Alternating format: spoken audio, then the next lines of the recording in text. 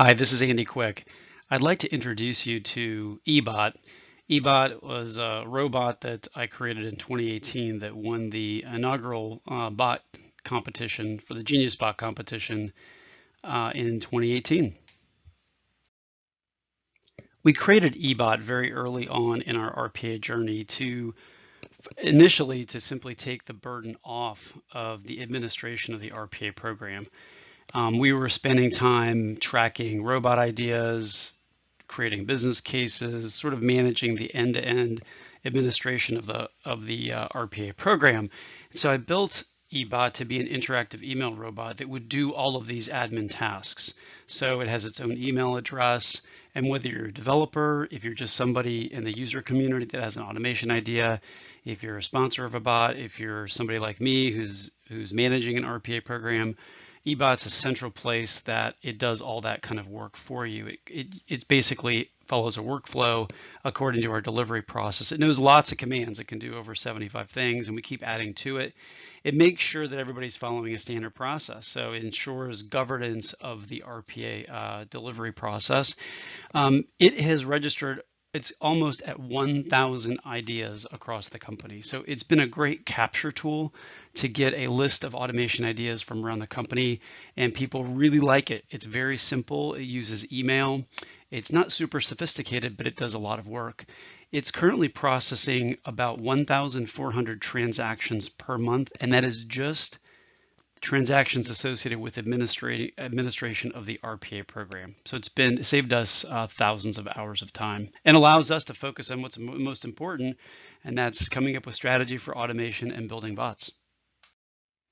Now let me explain a little bit how eBot actually works. As I mentioned before, it's an interactive email robot. It has its own email address, and the way people interact with it, you just send an email to eBot, and it's looking for a pattern in the subject of the email. Now, it doesn't know any sort of sophisticated patterns, and everything begins with bot dash and then some word. So in the example that's kind of going through the screen, this developer wants to update the status of the bots that he or she is working on.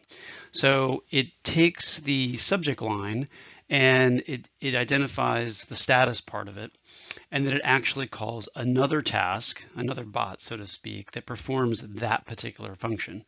Now, in my example here in the PowerPoint, a bot status bot is going off and it's retrieving bots that are assigned to that particular developer and sending back a status sheet to say, here's the status of your bots.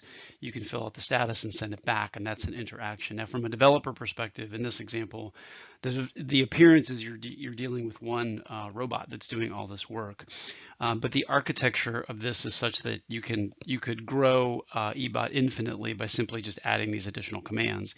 And we even have commands to add commands to eBot. So if you want to add a command to eBot, you tell eBot you want to add a command, and it's a very closed system. It's a very smooth way to add commands to eBot. So we have actually multiple people that have added commands to eBot's vocabulary. It also stores information. All the bot ideas are stored in a central registry. Every bot gets a unique ID that gets assigned through the ID generation process. It also has a repository for every bot. So all the deliverables associated with every robot that we create are all managed and stored centrally by eBot in a central location.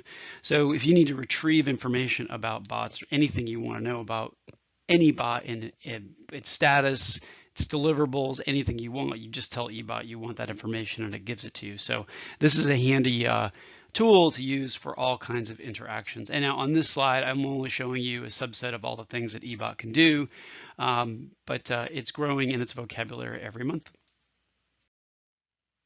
Well, I hope you've enjoyed this overview of my Genius Bot eBot and enjoyed understanding how eBot works, its architecture, and hopefully this is something that could be used if you're running an RPA program.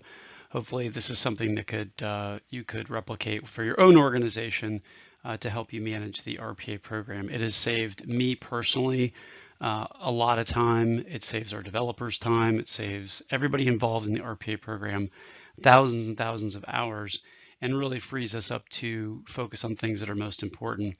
The last benefit is it also is automating the automation program. So it brings some credibility when I talk about automation to people and I say, well, one of the first things I automated was the automation program. So I began my RPA journey by actually automating my own job. And that brings some credibility when I talk to people about how automation can benefit them. Thank you. And please contact me if you have any questions.